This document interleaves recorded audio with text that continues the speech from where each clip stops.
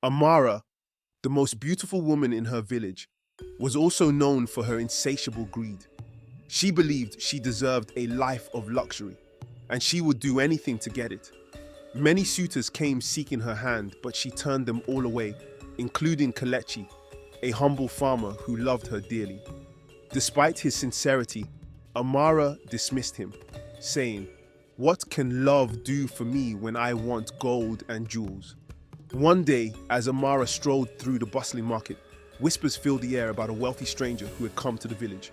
He was tall, handsome, and dressed in fine clothes, unlike anything the villagers had seen. They called him Nkem. Amara's eyes sparkled with interest.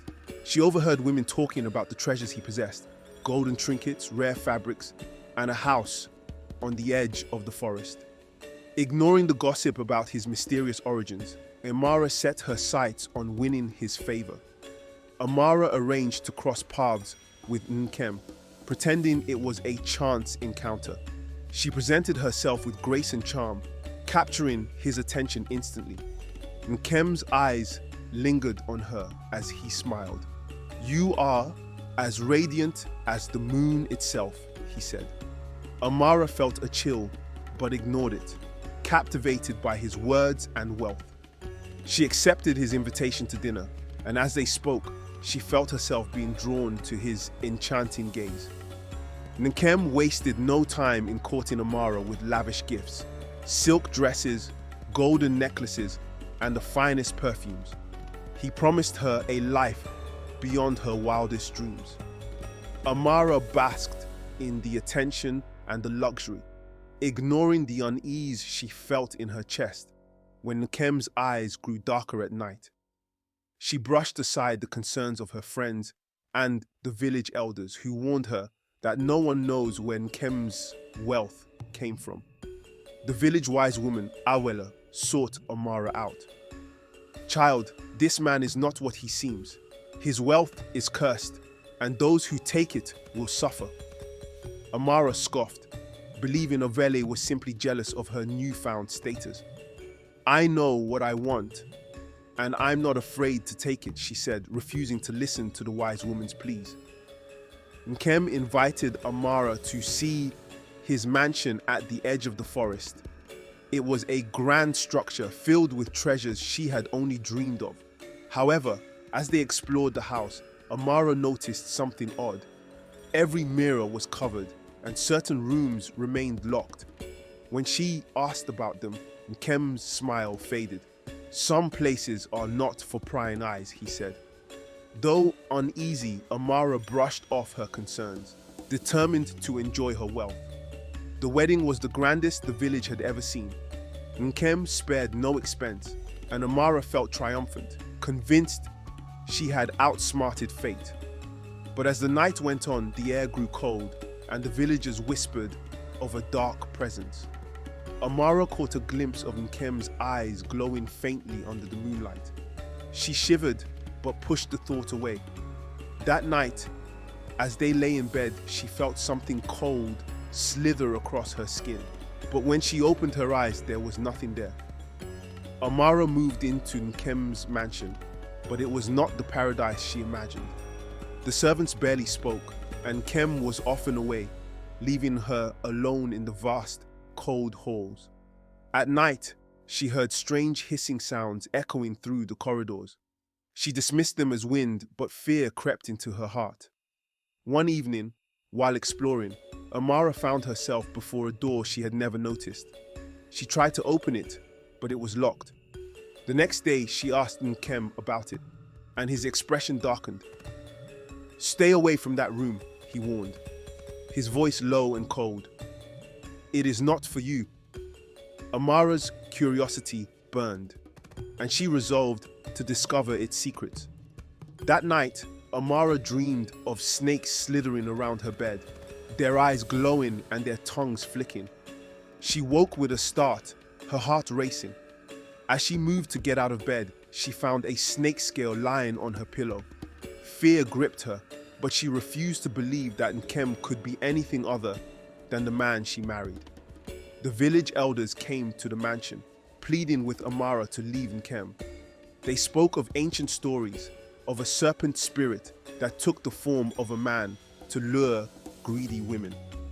He consumes their souls, and their suffering feeds his power, they warned. But Amara, blinded by wealth, turned them away, determined to hold on to the life she believed she deserved. The mansion grew colder and the whispers became louder. Amara felt as if she was constantly being watched. One night she awoke to the sound of hissing, louder than before. She lit a lamp and ventured into the hallway, but no one was there. As she turned, she saw a pair of glowing eyes in the darkness. She screamed, but the eyes disappeared before she could confront them. One by one, the servants vanished without explanation, leaving Amara alone in the mansion. When she questioned Nkem, he dismissed her concerns, saying, "They are of no importance." His cold, indifferent tone sent chills down her spine, but she kept silent, fearing his anger. Determined to uncover the truth, Amara explored every corner of the mansion. She discovered a hidden passage leading to the forest. Following it, she found snakeskins and strange markings carved into the walls. Her heart pounded as she realized that something was terribly wrong. She knew she had to confront Nkem, but fear kept her silent. Desperate, Amara visited the wise woman, Avela. "I told you, child, his wealth is cursed," Avela said. She revealed that Nkem was a serpent spirit cursed to live among humans, feeding on the greed of those he married. "If you want to break free, you must sacrifice everything he has given you," Avela warned. That night, Amara hid and watched as Nkem transformed into a giant serpent. His skin shed, revealing scales and a long, coiling body. Amara's breath caught in her throat as she watched the man she married reveal his true form. Her greed had led her into a trap, and she now faced a creature of nightmares. Overcome with fear and anger, Amara confronted Nkem. "What are you?" she screamed. Nkem laughed, his voice echoing with a hiss. "I am a creature of the night, cursed to marry greedy women like you. Your soul will feed my power as others have before." Amara fell to her knees, realizing the depth of her mistake. Amara attempted to escape, but every door and window led her back to the same room. She was trapped in a web of magic. Despair filled her, but she refused to give up. She knew she had to find a way out before it was too late. Nkem offered her a chance. "Sacrifice your wealth and you may leave, but hold on to it and you will remain my bride forever." Amara hesitated, clinging to the jewels and treasures she had gained, but deep down she knew she had no choice. Amara, tormented by her own greed, began seeing visions of her past. She saw Kelechi's kind face, the village elders pleading with her, and the faces of other women who had fallen victim to the serpent's curse. The mansion's walls whispered their sorrows. She was overwhelmed with guilt, realizing the pain she had caused. But as the serpent's wife, she still clung to her riches, unsure if she could ever let them go. Desperate, Amara sought out Avel again. The wise woman revealed that the curse Nkem carried was now spreading to the village, causing crops to wither and children to fall ill. "Your greed has brought suffering upon us all. If you do not break the curse, the village will perish." Awelehe handed Amara a small wooden amulet. "This will protect you if you choose to sacrifice everything and save the village." Torn, Amara knew that she faced an impossible choice. Hold on to her wealth and lose everything, or sacrifice it to save others. In the midst of her turmoil, Kelechi visited the mansion. He looked weary but resolute. "Amara, you have the power to end this.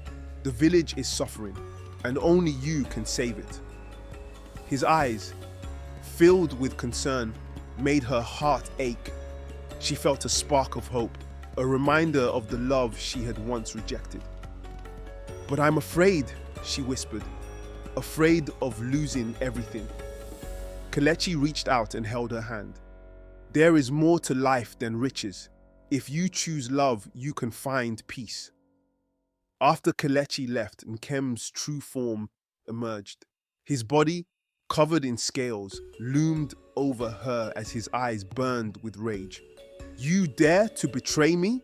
he hissed. The mansion's walls shook and the floor beneath her feet cracked open. His power had grown and he threatened to destroy the entire village if she did not submit to him fully. Amara trembled, feeling the weight of her choices pressing down on her. Determined to break the curse, Amara remembered the locked room she found after visiting Avela. Based on Avel's instructions, which said, "The true treasure lies in the heart of the serpent." She found an altar with a serpent's heart encased in glass. She was told it was the source of Nkem's power. If she destroyed it, the curse could be broken, but she would have to give up everything she had gained. Amara faced Nkem in his serpent form. "I will not let you consume me," she declared, holding the serpent's heart. Nkem lunged at her, his fangs bared. In a moment of clarity, Amara lifted the heart and shattered it with the amulet Awelahel he had given her. A bright light filled the room, and Nkem let out a deafening scream as his power began to fade. The mansion trembled as the serpent's power waned. The glass walls shattered, and the illusions that had held her captive dissolved. Nkem, now in his true human form, lay on the ground, weakened and vulnerable. "You have freed me," he whispered. The mansion collapsed around them as Amara watched the serpent's hold on her vanish. She felt the weight of her greed lift, but she also knew she had lost everything she'd once valued. Amara returned to the village, now a shadow of her former self. The villagers, seeing her return with nothing, pitied her. Some mocked her for losing her wealth, but others saw the humility in her eyes. With Kelechi's help, she worked tirelessly to restore the villagers' crops and heal the children affected by the curse. Though the villagers forgave her, she struggled to forgive herself, haunted by the memory of her greed. In time, Amara found peace in the simple life she had once rejected. She and Kelechi rebuilt the village together, and she learned that true wealth came not from riches, but from the bonds of love and community. As she stood by the village market, the place where Nkem had once enchanted her, she whispered, "I am free." Though she had lost everything she once valued, she had gained something far more precious: peace and freedom from her own greed. The end.